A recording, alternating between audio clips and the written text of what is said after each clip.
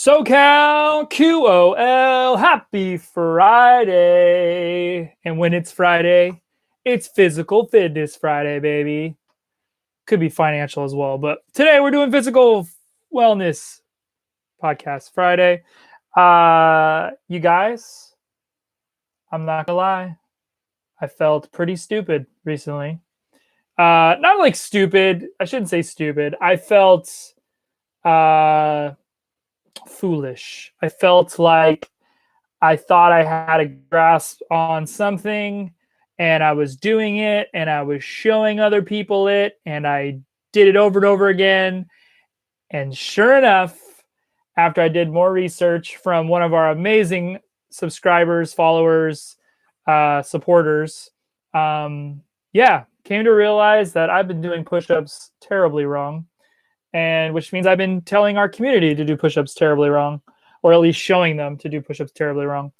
And so my go-to thing whenever I have a question about wellness, physical fitness, just, quality of life stuff, I go to Mark's Daily Apple. And if you don't know Mark's Daily Apple, you should automatically go there right now. So pull up your phone, create a new tab in your browser, and go to marksdailyapple.com, and you'll see there's a little search feature on the top right. And if you go into there and you type in push-ups with a dash, one of the first things that comes up, it says push-ups, the perfect primal exercise. So you click that, and then you read that I'm an idiot on there.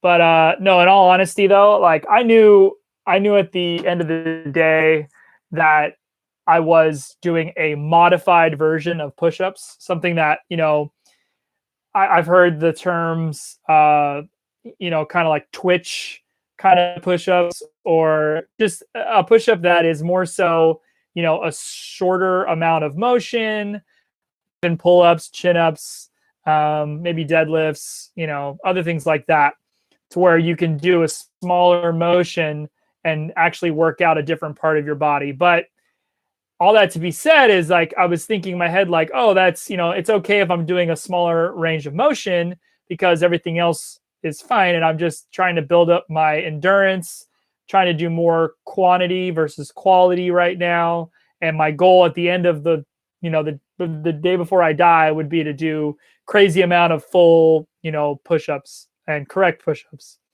But after doing more research, realized that, nope, I've been doing it wrong. So what we're going to do today, like I said, per our amazing supporter, subscriber, and follower, we're going to go through just exactly how we should be doing push-ups. And I'm using our Mark's Daily Apple article as a reference. So if you go there and you read it, you're basically reading from what I'm reading from. So, but overall, Mark Sisson does believe that the push-up is the perfect primal exercise. There's not a lot of things that you can do without equipment and, even without your own body weight, but also the modifications of it. The fact that you can start from certain positions if you're a beginner, or you can even go crazy with, doing motions in between your push-ups and stuff like that. So we're going to go through all those different things. But the first thing I want to go through is exactly what a perfect push-up is. And so we're going to the second paragraph, which actually says perfect push-up. And it says, push-ups are as close to perfect exercise as you can get. They work your entire upper body, including your abs, and can be modified in an infinite number of ways to suit any fitness level. Push-ups emphasize the chest, shoulders, and triceps, but every muscle in the body has to do its part for a proper push-up to take place. Something I wasn't doing. Your lats, traps, and abs must stabilize your pushing muscles, while your lower back, legs, and glutes need to stay engaged to keep your hips from sagging or piking up too high. Peaking up, going up too high, sticking up, your butt sticking up. Like many calisthenics exercises, push-ups teach your muscles to work in harmony with one another. So yeah, that's a good summarization. Summarization, is that a word? It's a good summary of, the overall idea. So there's multiple parts up here that are working together, and there's multiple parts down here that are engaged that are keeping you stable to continue doing those muscles or using those muscles up here. So, but like I think most of us who have either been through the process of losing weight or have never really been good with, you know, upper body weight lifting, doing something like a push up, you got to start somewhere. And I've never been good at using anything with my hands. And the reason that is because for 20 plus years, I've played guitar. And for 20 plus years, they're like, you know, noodles. Which is weird because you'd think the more you use it, the better they would be. But actually, it it's I've actually used them too much to where if I wasn't, taking collagen and, making sure my bones were strong and, doing crazy exercises. Yeah, if they were sore, I would work them out or whatever, but which I have an exercise for that. But for the most part, my wrists have always been really bad. So I never gravitated towards that of you doing a push-up. So the greatest place to start, though, talking about modifications and being able to do the easiest thing in the world to in the future the hardest thing in the world is wall push-ups. And I actually would do that in between other workouts that I would do, or going from a deadlift to a plank or a chin-up or pull-up with a chair. I would go to the wall and I would start doing some push-ups. So all that you're keeping your feet a couple feet away from the wall. That way you get an angle, and then you just go down and come back up. And ironically, you can actually get, if you do 50 of them, you'll feel it. You'll feel it in your arms for sure. And then depending on your body weight, it could be harder or easier. But overall, it's a great place to start, which I have done. Next category we have is the incline push-up page. I'm doing the Positively Unstoppable Challenge, where I literally do incline push-ups on tons of crap, just stuff I'm seeing while I'm on my walks. And I also try to do my pull-ups and chin-ups as well. But all that to be said, basically, you're finding something like a bench or a wall or some kind of bars that you see that separate some parts of the sidewalk or whatever you see that you can literally lean onto and you can push yourself up from is what I'm talking about. And so the incline push-ups are great, even if you have a countertop in your kitchen, which most of us do. Even like a coffee table, if you push it up against the wall or a couch, and that way it's got some good, anchor to it, you can do push-ups on that. But obviously the goal is to do a full push-up on the floor. So here's where the fun begins, everybody. When doing push-ups, I recommend placing your hands just wider than your shoulders. So thumbs should wind up right beneath your armpits. So you got about, yay wide. Keep your elbows fairly close to your body and point them back. That's what I wasn't doing. Do not flare them out to the sides like this, like an idiot. Lower until your chest is just above the floor. Pause for a split second and then push yourself back up. So that shatters all my progress. Even though I definitely tried to do the right push-ups after I learned this. And instead of doing like in the 40s, I got to about 35. But I wasn't going deep. I was just like trying it out. Just gonna try it out. So you live and learn, people. And that's why we do this. That's why we go through this process. And thank God for other people chiming in and, being very kind. But let's see, many beginners have trouble going low enough on their push-ups.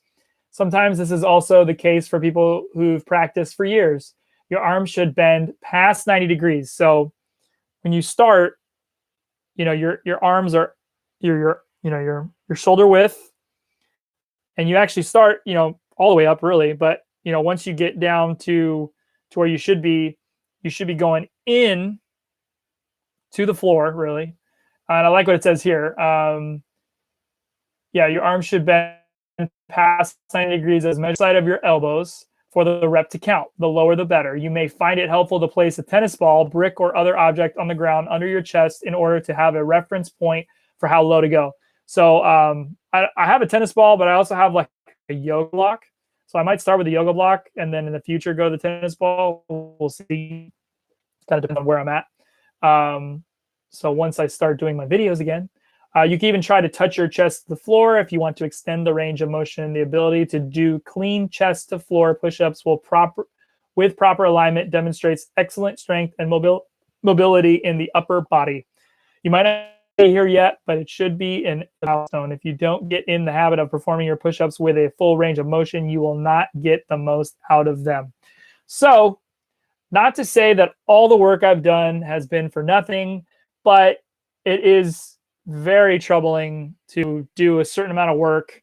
Granted, I've been doing these for 6 months for the hashtag 365 experiment, but I've been doing them for about 3 weeks now for the Positively Unstoppable Challenge.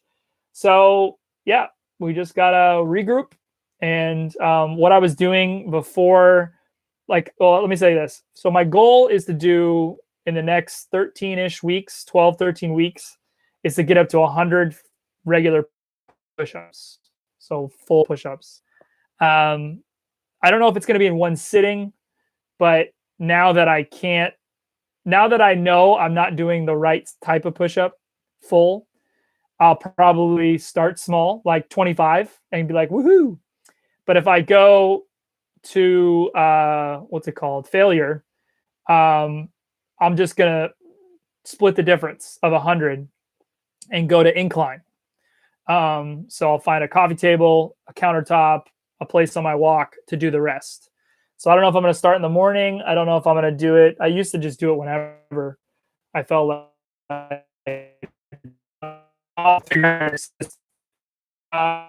but yeah, all the arms close to our bodies. We're going to go 90 degrees or start, at 90 degrees probably, and go down to either yoga block or tennis ball and then come back up. I don't really care to go to the floor, honestly, but we'll see. I'm very, very, very, very encouraged to use the environment around me to accomplish goals like this. Like I said, like I said in the past, I should say, I'm not a big gym guy. I'm not a gym rat or whatever they call it.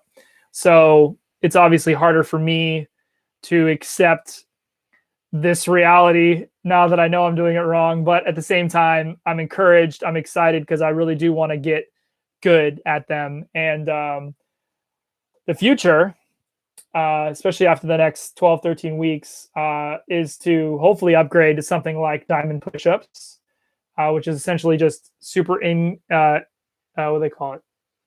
Close grip, or close-handed push-ups where it looks like a diamond. And keeping your arms in. Ooh, almost forgot. You've got knuckle push-ups, which sound insane. So that way you actually go deeper because of that with your knuckles. And then there's the plyometric push-ups, which is like adding a clap in the middle. What else do they have?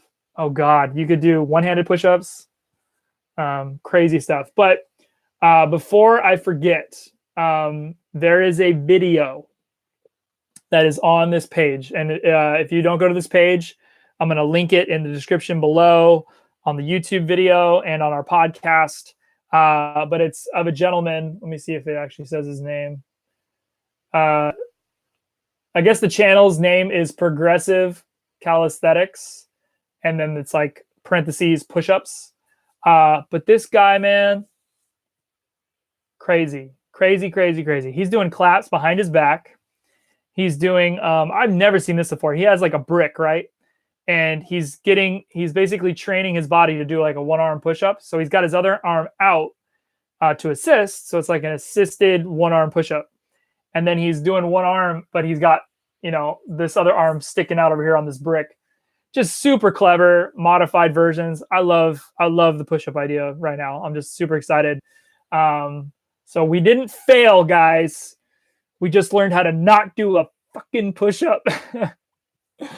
So yeah, I'm going to link this video below. I don't know how many views it has, but it should have bajillion because it's a really good video. It's gonna be my motivation for the next 12, 13 weeks or the rest of the year. But yeah, I want to get to a point where I can motivate you guys to get good at just little things like this, little things like a push up, pull up, chin up, deadlift, plank, yoga, all that good stuff, or walking, going hiking, just stuff that you can do around the house or you can do it outside in the environment. And yeah, that's it. Just want to tell you guys how I sucked at doing push-ups this year, but we fixed the problem and we're going to get better at it. And we're excited and we're happy and we're motivated. Yes. And for anyone out there who is now realizing this as well, and you only have a certain amount of time to do something, don't stress yourself out. If you need to do 50 push-ups regularly and you can only do 20, that's okay. Add in those incline push-ups, modify as much as you need to. Even go to wall push-ups, whatever. If you do something to failure, full push-up till failure, go to incline. You do that push-up style to failure, and then you go to the wall. Okay. Don't be frustrated. Don't be stressed out. That's only going to make your life worse. And we don't want your life worse. We want your life better, better quality of life, better wellness. Fuck yeah. Here we go. Everyone be excited. Happy Friday. And go kick this weekend's ass. We love you. See you later.